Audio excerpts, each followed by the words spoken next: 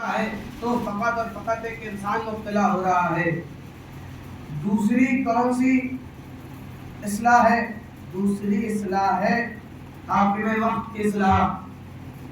غور کیجیے گا، حاکم وقت جب کسی نفسیاتی بیماری میں گرفتار ہو جائے، جب کسی نفسیاتی خواہشات میں گرفتار ہو جائے تو اب وہ عوام الناس سے زیادہ خطرناک ہوتا ہے۔ غور کیجیے گا، اب وہ عوام الناس سے زیادہ خطرناک ہوتا ہے۔ کیوں؟ کیونکہ یہ جو نفسیاتی بیماری میں گرفتار ہو رہا ہے، اب یہ فقط اکیلا گرفتار نہیں ہو رہا، بلکہ یہ اپنے سلطنت میں اس بیماری کو رائج بھی کرے گا، اور اس رائج کرنے کے لیے وہ خزانے بھی رکھے ہوئے ہیں کہ جس کے ذریعے سے وہ رائج کرے گا، تخت و تاج کے ذریعے سے رائج کرے گا۔ بھائی آپ نے ڈکٹیٹرشپ دیکھی ہی ہوگی، تانا شاہی دیکھی ہوگی، نہیں دیکھی تو کم سے کم پڑھی تو ہوگی۔ توجہ کیجیے گا، اگر پڑھی ہے تو معلوم ہوتا ہے کہ اگر کوئی بھی حکمران اگر ذرا سا بھی تانا شاہ ہو جاتا ہے، ہر دھرم ہو جاتا ہے، نفسیات کا غلام ہو جاتا ہے، تو اب یہ معاشرے کے لیے زیادہ خطرناک ہو جاتا ہے۔ کیوں؟ کیونکہ جب حکمران اس معیار پر آ جائیں تو پھر معاشرے میں کچھ لوگ ایسے بھی پیدا ہو جاتے ہیں جو حاکم کی رضا میں راضی ہونے لگتے ہیں، جو فعل حاکم کر رہا ہوتا ہے وہی فعل وہ بھی کرنے لگتے ہیں۔ غور کیجیے گا، جو برائی حاکم میں ہوتی ہے اب وہ رائج ہونے لگتی ہے۔ کیوں؟ تاکہ حاکم کو خوش کیا جا سکے، رضا حاصل کی جا سکے، خزانہ حاصل کیا جا سکے۔ اب اس کی اصلاح کیسے کی جائے گی؟ امام کہہ رہے ہیں کہ اس کی اصلاح کے لیے سختی ضروری ہے۔ اب جس حکمران میں یہ بیماریاں آ چکی ہیں، یہ نفسیات آ چکی ہیں، یہ خرابیاں آ چکی ہیں، اب وہ قابل حکومت نہیں ہے، اب اس کے تخت تاج کو چھین لینا چاہیے۔ غور کیجیے گا، اس کے اس مال کو چھین لینا چاہیے کہ جو اس بیماری میں رائج کر رہا ہے۔ اب عزیزان گرامی، اس کام کو کس طریقے سے کیا جائے گا؟ کہاں جہاں مرکز فساد ہو بس وہیں جا کر اس کام کو کیا جا سکتا ہے۔ لہٰذا اسی لیے امام مکے سے اب نکلے اور کوفے کا رخ کیا۔ کیوں؟ کیونکہ مرکز فساد دو مقام ہیں۔ اگر 60 ہجری کا وہ دور دیکھا جائے کہ جب امام قیام کے لیے نکلے ہیں تو اب یہ دو مقام مرکز فساد ہیں، کون؟ ایک کوفہ اور دوسرا شام۔ اب کیا وجہ ہے کہ کوفے کا امام رخ کر رہے ہیں مرکز فساد کی اصلاح کرنے کے لیے اور شام کا رخ نہیں کر رہے ہیں؟ تو شاید اگر غور و فکر کیا جائے تاریخ پر تو معلوم پڑے گا کہ کوفہ وہ ہے کہ جس نے کبھی نہ کبھی کم و بیش 4 سال 6 ماہ سیرت امیر المومنین کو دیکھا ہے۔ توجہ کیجیے گا، سیرت ائمہ کو دیکھا ہے، سیرت امیر المومنین کو دیکھا ہے۔ وہ جانتے ہیں کہ یہ حقیقی سیرت کیا ہے، یعنی یہ وہ مرکز ہے کہ جو مرکز فساد تو ہے لیکن یہاں پر انقلاب کا ساتھ دینے والے بھی ملیں گے۔ یہی وجہ ہے کہ امام کوفے کا رخ کر رہے ہیں۔ بے شک کوفہ باوفاؤں سے بھی بھرا رہا، بے وفاؤں سے بھی بھرا رہا۔ کوفے میں بے وفا بھی تھے تو باوفا بھی رہے۔ شام کا رخ کیوں نہیں کیا؟ کیونکہ شام جب اسلام نے فتح کیا ہے تب سے لے کر کے امام کے زمانے تک اور ایک طویل مدت تک بنی امیہ کے زیر اقتدار رہا، اور وہاں کیا ہوا کہ تاریخ میں بھی لکھا ہے، صحیح بخاری میں بھی لکھا ہے کہ وہاں ممبروں پر کیا کیا جاتا تھا، امیر المومنین کے لیے کیا بیانات ہوتے تھے، یہ تمام تر لوگ جانتے ہیں۔ یہ وہ جگہ ہے کہ جو اصلاح کے لیے بہتر نہ ہے۔ کیوں؟ کیونکہ یہاں پر انقلاب کا ساتھ دینے والے نہیں ملیں گے۔ امام جانتے ہیں یہاں انقلاب کا ساتھ دینے والے نہیں ملیں گے۔ بھائی آپ کو کس طریقے سے اگر یہ سمجھنا ہے تو ایک چھوٹا سا واقعہ ہے۔ واقعہ کس کا ہے؟ کرما کا۔ کرما کون؟ وہ کہ جو قاصد امیر المومنین ہیں. اب عزیزان گرامی غور کیجیے گا, قاصد امیر المومنین ایک مرتبہ حاکم شام کے پاس اب امام کا خط لے کر کے پہنچتا ہے. واقعہ آپ کے سامنے ہے, بس اشارہ کرنا چاہتا ہوں کہ امام کا خط لے کر کے حاکم شام کے پاس پہنچتا ہے. امام کا خط بیان پڑتا ہے. اب جب دیکھتا ہے کہ بہت سارے ایسے لوگ ہیں کہ جو اس کی سواری کو یعنی اس کے اونٹ کو قبضے میں لے لیے, اور شام کی مکاری اور عیاری کا یہ عالم ہے. شام کے لوگوں کی مکاری اور عیاری کا عالم یہ ہے کہ اس کے اونٹ کو جب قبضے میں لیا گیا, یعنی ترما کے اونٹ کو جب قبضے میں لیا گیا, تو اب ایک فساد برپا ہوا. فساد کیا, ترما کہہ رہے ہیں کہ یہ میرا اونٹ ہے, اور کیجیے گا, اور 50 لوگ ایسے کھڑے ہو گئے کہ جو یہ گواہی دے رہے ہیں کہ یہ اونٹ نہیں اونٹنی ہے. توجہ کیجیے گا, بھلے یہ مذائقہ خیز بات ہو, لیکن ذرا اس پر غور کیجیے کہ بات کیا کہنا چاہ رہا ہوں. میں کہنا چاہ رہا ہوں کہ معاشرے میں کتنی بڑی خرابی آ گئی ہے. صرف ایک حکومت کے وجہ سے, ایک حاکم نے کس طریقے کی بیماریاں انسان میں رکھ دی ہے کہ وہ اس معیار پر پیمان ہو چکا ہے کہ اونٹ اور اونٹنی کا فرق بھی نہیں نظر آ رہا. غور کیجیے گا, اونٹ اور اونٹنی کا فرق بھی نظر نہیں آ رہا. اب بے ایمانی کا عالم یہ ہے کہ 50 افراد ایسے کھڑے ہو گئے کہ جو اس کی اونٹ کو اونٹنی کہہ رہے ہیں تاکہ وہ قبضے میں لیا جا سکے. اب یہ تاریخ میں ہے کہ کس طریقے سے ترما نے اس معاملے کو حل کیا. اب جب حل کیا تو غور کیجیے گا, جب ترما جانے لگے, ایک مرتبہ امیر شام نے فقیہ کہا کہ جو تم یہ معاشرہ دیکھ رہے ہو, یہ میں نے اس طریقے سے تیار کیا ہے کہ دیکھو, جو معاشرہ اونٹ اور اونٹنی میں فرق نہیں کرتا وہ علی اور مجھ میں کیا فرق کرے گا. غور کیجیے گا, ایک آواز بلند نعرے سلوات. نعرے حیدری, نعرے سلوات. اب جب امیر شام نے یہ بات کہا کہ یہ معاشرہ میں نے ایسا تیار کیا ہے کہ جو مجھے رسول بھی کہنے کو تیار ہے, مجھ پر کہتا ہے کہ قرآن نازل ہوا ہے. توجہ کیجیے گا, کس کے لیے؟ اب ایسا اس نے معاشرے کو تیار کیا ہے. اس نے اس بیماری کو کس طریقے سے دمشق اور دمشق کے ارد گرد پھیلایا کہ لوگ اب اس معیار پر ہیں, اس مکاری پر ہیں کہ اونٹ اور اونٹنی کا فرق نہیں کر پا رہے. اب ایک مرتبہ کہتا ہے کہ جا کر علی سے کہہ دینا میں نے ایسے کئی افراد تیار کیے ہیں کہ جو مثل دانہ میدان میں نظر آتے ہیں. اب عزیزان اکرامی ترما کا جواب بھی سن لیے. ترما نے کہا کہ بے شک تیرے پاس ایسی فوج ہوگی کہ جو مثل دانہ میدان میں نظر آتی ہوگی, لیکن علی کے پاس بھی ابن اشتر جیسا ایک مرغ ہے. توجہ رہے, علی کے پاس بھی ابن اشتر جیسا ایک مرغ ہے کہ جو تیری فوج کو دانے کی طریقے سے چنے گا.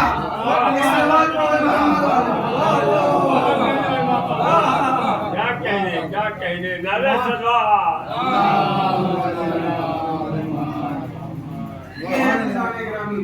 یہ خرابیاں جو معاشرے کے اندر دیکھنے کو ملتی ہے, اور یہ خرابی باپ نے بھی کری. اب بیٹا اسی خرابی کے تخت پر بیٹھا ہوا ہے اور حکومت کرنے کی کوشش میں ہے. عزیزان گرامی, مرکز اصلاح یا تو بن سکتا ہے کوفہ یا شام.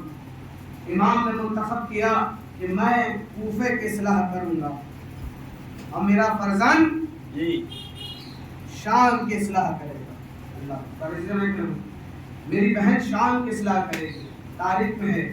اب غور کیجیے گا عزیزان گرامی, امام اصلاح کر رہے ہیں. امام چن چن کے ان افراد کو اکٹھا کر رہے ہیں کہ جو کوفے میں باوفا ہیں. بھائی غور کیجیے گا, میں پھر سے کہہ دیتا ہوں کہ کوفے میں بے وفا بھی تھے تو باوفا بھی تھے. کوفے نے جہاں بد کردار لوگوں کو بھی دیکھا تو با کمال کو بھی دیکھا. ابن اشتر جیسے با کمال بھی دکھے, مختار ثقفی جیسے با کمال بھی دکھے, اور کیجیے گا حانی ابن عروہ جیسے با کمال بھی دکھے. مسلم ابن اور سجا بھی کوفے کے تھے.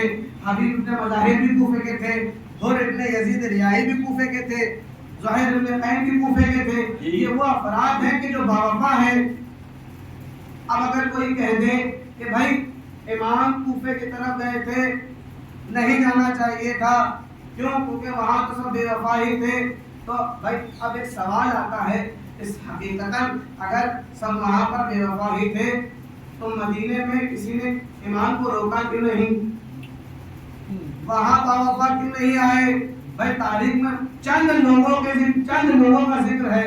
ام سلمہ کا ذکر ہے، حضرت عباس کا ذکر ہے، محمد حنفیہ کا ذکر ہے، عبداللہ ابن عباس کا ذکر ہے، انہی افراد کا ذکر ہے، حتیٰ کہ عبداللہ ابن زبیر کا ذکر ہے. یہی کچھ افراد ہیں کہ جو امام کو روکنا چاہ رہے ہیں کہ مولا آپ عراق مت جائیے، مولا آپ عراق مت جائیے، مولا آپ یہیں رہ جائیے. اگر حقیقتاً غیرت مند قوم ہے یا غیرت مندی تھی تو پھر کیوں نہیں لشکر لے کے آئے کہ مولا آپ جانے کے لیے پریشان نہ ہو، ہم آپ کا حصار کریں گے، ہم آپ کی طرف سے جنگ کریں گے. توجہ کیجیے، یعنی معلوم یہ ہوا کہ یہ ساری باتیں بس ایک پس و پیش میں ہیں، کیونکہ امام نے پہلے ہی واضح کر دیا. امام فرمانے لگے کہ میں اگر کسی سوراخ میں بھی چلا جاؤں، یہ امام کے جملے ہیں، تو یہ وہاں بھی میری تلاش میں آ جائیں گے. یعنی یہ میری حیات کے پیچھے لگے ہوئے ہیں، یہ میرے خون کے پیاسے ہیں، اور میرا خون جب تک کہ یہ بہا نہ دیں گے تب تک کہ سکون میں نہ رہیں گے. اور میرا خون ہی ہے کہ جو اسلام کی صحیح معنی میں اصلاح کرے گا. اور کیجیے عزیزان گرامی، کہنا کیا چاہتا ہوں، یعنی معلوم یہ ہوا کہ اب امام بتانا چاہ رہے ہیں کہ امام نے جو قدم اٹھایا ہے، جو لوگ تاریخ میں کہتے ہیں کہ کاش مدینے میں رہ جاتے، مکے میں رہ جاتے، مصر چلے جاتے، فارس چلے جاتے، امام کہنا چاہ رہے ہیں کہ تم کیا سمجھتے ہو کہ ہم حیدر کرار کے بیٹے نہیں ہیں؟ ہم فرار نہیں، ہم فرار ہیں، ہم فرار نہیں ہیں، ہم کرار کے بیٹے ہیں. ہم مصیبتوں سے بھاگتے نہیں ہیں، اس کا سامنا کرتے ہیں. توجہ رہے، ہم مصیبتوں سے بھاگنے والوں میں سے نہیں ہیں، ہم سامنا کرنے والوں میں سے ہیں. اور ہم اصلاح کو اس معیار پر لے جائیں گے کہ جہاں جہاں بھی ہمارے ذکر کا تذکرہ کیا جائے گا وہاں انقلاب برپا ہوگا. بھائی غور کیجئے گا کس طریقے سے کہ ابھی کوفے کی مصیبتیں جو اہل حرم پر ہوئی وہ چند دن کی تھی. اب اس کے بعد یہ کوفے سے قافلہ شام پہنچا، دمشق میں بنی امیہ کے دارالامارہ کے اندر یزید ابن معاویہ بیٹھا ہوا ہے. اب ایک مرتبہ کسی نے امام سے پوچھا کہ آپ کہتے ہیں کہ آپ جیت گئے، توجہ کیجیے گا، آپ کہتے ہیں کہ آپ جیت گئے، آپ کہتے ہیں کہ آپ میدان میں فاتح ہو گئے، لیکن ہم تو دیکھتے ہیں کہ ابھی بھی یہ تخت و تاج پر بیٹھا ہوا، تاج اس کے سر میں موجود ہے، تخت اس کے پاس موجود ہے، خزانہ اس کے پاس موجود ہے، تو آپ جیتے تو جیتے کیسے؟ اب ایک مرتبہ امام کہتے ہیں خاموش رہے، ابھی تجھے خود معلوم ہو جائے گا. اب ایک مرتبہ اسی بنی امیہ کے دارالامارہ میں یزید ابن معاویہ کے تخت کے سامنے مؤذن نے اذان دی، اشہد ان محمد رسول اللہ. بھائی غور کیجئے گا کہ بے شک اللہ کے رسول محمد صلی اللہ علیہ وآلہ وسلم ہے. سبحان اللہ، نعرہ تکبیر.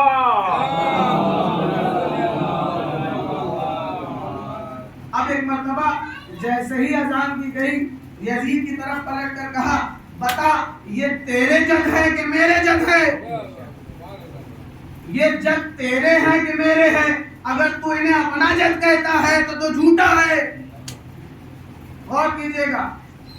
اور اگر ہمارے جد کہتا ہے تو بتا ہمیں قتل کیوں کیا؟ یہاں بے نقابی کی جا رہی ہے. توجہ کیجئے، یہاں اصلاح امت کے ساتھ قاتلین کی بے نقابی کی جا رہی ہے. ایک مرتبہ یزید کے گریبان کو پکڑو، تمہیں تاریخ میں ان تمام تر قاتلوں اور مجرموں کی گردنیں ملتی چلی جائیں گی. اور یہ بات یہی پر نہ رکے گی بلکہ صحیفہ تک کے جائے گی. توجہ رہے، یہ امام بیان کر رہے ہیں کہ امام اپنے قاتل کے ذریعے سے ان تمام جرائم کو کہ جو چھپا دیے گئے تھے تاریخ میں دکھا رہے ہیں کہ دیکھو یہ وہی تو سلسلہ ہے جو اس سے پہلے بعد رسول کہیں پر اقتدار میں آنے کے لیے کیا گیا تھا. آج وہی اقتدار تو ہمارے سامنے ہے جو حجت خدا کے خلاف بنایا گیا تھا. توجہ کیجیے گا. اب عزیزان گرامی یہ ہے کہ یہاں پر امام اصلاح کر رہے ہیں اور اس اصلاح کا معیار یہ ہے کہ امام نے فرمایا کہ سب سے بڑا جو جہاد ہے کلمۃ الحق عند الجاہل، کہ حق کا کلمہ ظالم اور جابر کے سامنے بولنا. اب یہ کام کون کر رہا ہے؟ زینب کبریٰ کر رہی ہے. یعنی یہ مجاہدہ کہ جو نائب امام ہے، کہ جو امام کے بعد امام کے اس کام کو انجام دے رہی ہے کہ ایک طرف مرکز فساد کوفے کو امام نے سدھارا اور کیجیے گا امام اصلاح کر رہے ہیں، تو مرکز فساد دمشق کا مرکز کہ جس کی اصلاح کے لیے زینب کو انتخاب کیا گیا. عزیزان گرامی کون زینب؟ وہی زینب جس کے لیے تاریخ میں ایک جملہ ملتا ہے کہ جب اس دنیا میں سیدہ زینب تشریف لائی تو ایک واقعہ ہے چھوٹا سا جس میں آپ نے اگر غور کریں تو معلوم ہوگا کہ کس طریقے سے شہزادی کو اپنے بھائی سے محبت ہے. ایک گہوارے میں بھی موجود ہے. جب امام حسین قریب آتے ہیں، شہزادی جب رخ حسین کو دیکھتی ہے تو خاموش ہو کر کے رخ حسین کی زیارت کر رہی ہے، اور جب حسین نگاہوں سے اوجھل ہو جاتے ہیں تو اب بے ساختہ گریہ کر رہی ہے. یہ کب کی بات ہے؟ یہ کون سی تاریخ ہے؟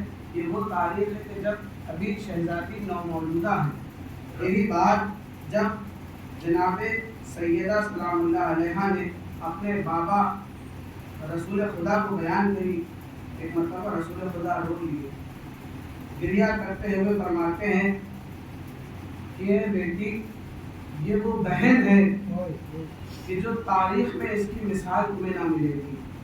یہ وہ بہن ہے کہ جو اپنے بھائی پر قربان ہوگی. اللہ اکبر. اس عالم میں راوی کہتا ہے کہ جب شہزادی کا نکاح جناب عبداللہ ابن جعفر طیار سے ہوا تو اب روایت کری جاتی ہے کہ آپ نے ایک شرط رکھی کہ میں نکاح تو کر لوں گی، میں عقد میں تو آ جاؤں گی، لیکن میری شرط یہ ہے کہ میں اپنے بھائی کو ضرور دیکھوں گی، میں ہر روز اپنے بھائی سے ملاقات کرنے جاؤں گی. اب ایک مرتبہ یہ عقد کی نکاح یہ عقد کی شرط کو قبول کیا گیا اور اس شرط کے بنا پر شہزادی کا عقد ہوا. تاریخ کہتی ہے کہ شہزادی نے فرمایا کہ میرا بھائی اگر مدینے سے جائے گا تو میں اس کے ساتھ چلوں. اب وہ وقت آ گیا کہ جب شہزادی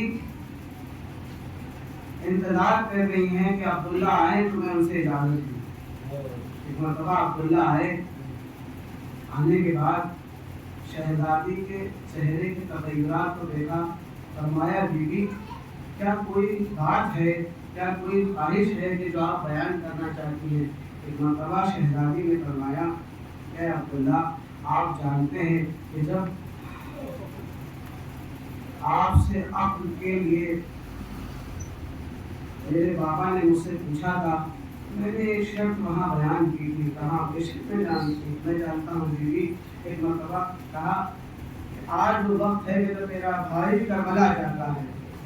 اے عبداللہ بس میری یہی خواہش ہے کہ آپ مجھے اجازت دے دیجیے. ایک مرتبہ کہتے کہ اے عبداللہ اگر آپ مجھے اجازت نہ دیں گے تو میں بے شک نہیں جاؤں گی، لیکن اے عبداللہ میں اپنے بھائی کے بنا جی نہیں پاؤں گی. اے عبداللہ میں اپنے بھائی کے بنا یہیں پر مر جاؤں گی. اللہ اکبر. ایک مرتبہ یہ سننا تھا. عبداللہ کہتے کہ بیوی میں جانتا ہوں کہ آپ اپنے بھائی سے بہت محبت کرتی ہیں. میں جانتا ہوں کہ جب بھی بھائی سے ملنے کا وقت قریب ہوتا ہے تو آپ کی بے درابی اور بے اعتنائی کو میں نے دیکھا ہے. اے بیوی میں آپ کو روکوں گا تو نہیں، لیکن بس ایک خواہش ہے کہ میرے تو ننھے ننھے بچے ہیں، اگر حسین پر کبھی کوئی مصیبت آ جائے تو ایک کو میری طرف سے قربان کیجئے گا، ایک کو اپنی طرف سے قربان کیجئے گا۔ اللہ اکبر عزیزان گرامی، وہ وقت قریب آ گیا کہ جب شہزادی دیکھتی ہے کہ اب عبداللہ کی وصیت کو پورا کرنے کا وقت آ چکا ہے، ایک مرتبہ محرم کو اور محمد کو قریب بلایا، بلانے کے بعد ایک زانو مبارک پہ اون کا سر رکھا، ایک زانو مبارک پہ محمد کا سر رکھا۔ اب ایک مرتبہ دونوں کے سروں میں ہاتھ پھیرتے ہوئے شہزادی کہتی ہے، اے میرے لال، کل صبح ماموں پہ تمہیں قربان ہونا ہے، اے میرے بچوں، کل ماموں پہ قربان ہو جانا۔ ایک مرتبہ یہ سننا تھا عزیزان گرامی، اسی وصیت کے ساتھ ایک وصیت اور فرمائی۔ کیا فرمایا؟ کہا میں جانتی ہوں کہ تم جعفر طیار کے پوتے ہو، تم حیدر کرار کے نواسے ہو، مجھے یقین ہے کہ تم نہر فرات تک کے پہنچ جاؤ گے، لیکن اے میرے لال، اے میرے بچوں، نہر فرات تک کے تو پہنچو گے لیکن پانی نہ پینا، ہائے سکینہ پیاسی ہے۔ اللہ اکبر عزیزان گرامی، اسی واعظ و نصیحت کے ساتھ شب گزری، صبح نمودار ہوئی۔ اب عزیزان گرامی ایک مرتبہ دیکھتے کیا ہے کہ تمام لاشیں آ رہے ہیں۔ زینب نے مشاہدہ کیا کہ محمد کہیں نظر نہیں آتے۔ ایک مرتبہ فضہ سے کہا ہے، فضہ یہ تو دیکھو کہ میرے لال کہاں ہیں۔ ایک مرتبہ دیکھتی کیا ہے کہ دونوں بچے خیمہ حسین کے سامنے سر کو جھکائے بیٹھے ہوئے ہیں۔ جناب فضہ قریب آئی، کہا ہے آقا زادو، آپ کو شہزادی نے بلایا ہے۔ ایک مرتبہ شہزادی کے قریب گئے، کہا میری وصیت یاد ہے میرے بچوں؟ ایک مرتبہ کہا ماں، ہم آپ کی وصیت کو یاد رکھے ہیں، لیکن ہم جب بھی محمود سے اجازت چاہتے ہیں میرا آقا اجازت نہیں دیتا۔ ہر وقت جب بھی ہم اجازت مانگتے ہیں بس یہی کہہ دیتے ہیں کہ تم میری بہن کی نشانی ہو، حسین کیسے تمہیں رخصت کرے۔ اللہ اکبر عزیزان گرامی، ایک مرتبہ جناب عباس کو بلایا، بلانے کے بعد کہا اے عباس، حسین سے کہہ دو کہ بہن کے حق کا واسطہ میری یہ قربانیاں قبول کر لے۔ اللہ اکبر عزیزان گرامی، حمید ابن مسلم لکھتا ہے کہ کس عالم میں یہ قربانیاں یوم محمد اب خیام زینب سے لکھی ہے۔ جناب زینب نے دونوں بچوں کو تیار کیا، کمر میں تلوار حمایت کری۔ حمید ابن مسلم کہتا ہے کہ میں دیکھتا ہوں کہ زینب کے خیمے سے وہ دو ایسے بچے نکل رہے ہیں کہ جو مثل چاند ہے، کمر پر اس طریقے سے جو تلوار حمایت ہے۔ کم سنی کا عالم یہ ہے کہ تلوار خط خیشتی ہوئی جا رہی ہے۔ اللہ اکبر۔ اب عزیزان گرامی، ایک بھائی کو حسین نے سوار کیا، ایک کو عباس نے سوار کیا۔ بھائی نے بھائی کی طرف دیکھا، کہا بھائی تم میمنے سے حملہ کرنا، ہم میسرے سے حملہ کریں گے، قلب لشکر پر پہنچ کر ہم ماموں کے دشمنوں کو قتل کریں گے۔ ایک مرتبہ دیکھتے کیا ہے کہ دونوں بھائیوں نے جنگ کرنا شروع کری، قلب لشکر تک پہنچے، نہر فرات کے قریب آئے۔ نہر فرات کے قریب سے ٹھنڈی ٹھنڈی ہوائیں آنا شروع ہوئی۔ ایک مرتبہ بھائی نے بھائی کے چہرے کو دیکھا، کہا بھائی اماں کی وصیت تو یاد ہے، کہا بھائی پریشان نہ ہو، ہمیں ماں کی وصیت یاد ہے۔ ایک مرتبہ عمر سعد نے دیکھا کہ ان کو مغلوب کر پانا ممکن نہیں ہے، کہا انہیں حملہ اولا میں شہید کرو۔ عباس در پول جعفر طیار کے چاند کی طرف بڑھی۔ اللہ اکبر۔ ایک بھائی کے سر پر گرد لگا، ایک بھائی کے سر پر تلوار ماری گئی۔ آواز دی السلام علیکہ یا اماں، اے اماں برابری سلام، السلام علیکہ یا ابا عبداللہ، اے مامو حسین برابری سلام۔ راوی کہتا عزیزان گرامی، ایک طرف سے عباس بڑھے، ایک طرف سے حسین بڑھے، اب لشکر کو چیرتے ہوئے اور محمد کے لاشے کے قریب پہنچے. ایک بھائی کی جان بحق ہو چکی تھی، دوسرا بھائی ابھی کچھ وقت کے لیے موجود تھا. راوی کہتا ہے ایک مرتبہ امام حسین سے فرمایا کہ محمود بس اتنا اماں سے کہہ دیجئے گا کہ ہم نہر فرات تک پہنچے لیکن ہم نے پانی نہ پیا. ہمیں آپ کی وصیت یاد تھی، ہم پیاسے اس دنیا سے جا رہے ہیں. اللہ اکبر. عزیزان گرامی، ایک بھائی کو امام حسین نے آغوش میں لیا، ایک بھائی کو جناب عباس نے آغوش میں لیا. خیمے میں آئے. عزیزان گرامی، سیدانیوں نے ماتم کرنا شروع کیا. دیکھتے ہیں کہ کہیں زینب نظر نہیں آتی. اللہ اکبر. کہیں زینب نظر نہیں آتی. فضہ کو آواز دی گئی زینب کو بلایا جائے. اب جیسے ہی زینب آئی ہے کیا منظر دیکھتی ہے کہ ایک طرف جناب عباس سر جھکائے ایک طرف حسین سر جھکائے کھڑے ہیں. اے بہن حسین کیا کہے، اے بہن آئے تم پر وہ وقت آ گیا کہ تمہاری نسل کو ان یزیدیوں نے قتل کیا. اللہ اکبر. عزیزان گرامی، ایک مرتبہ تمام سیدانیاں یہ سوچ رہی تھی کہ جب زینب اپنے بیٹوں کا ماتم کرے گی. راوی کہتا ہے جناب زینب نے دونوں لاشوں کے قریب جگہ بنائی، سجدہ خالق میں گر گئی. اے میرے پروردگار، یہ میری قربانیاں تیرے نذار، ان ننھے پھولوں کو میں نے تجھ پر قربان کیا. اے میرے بچوں.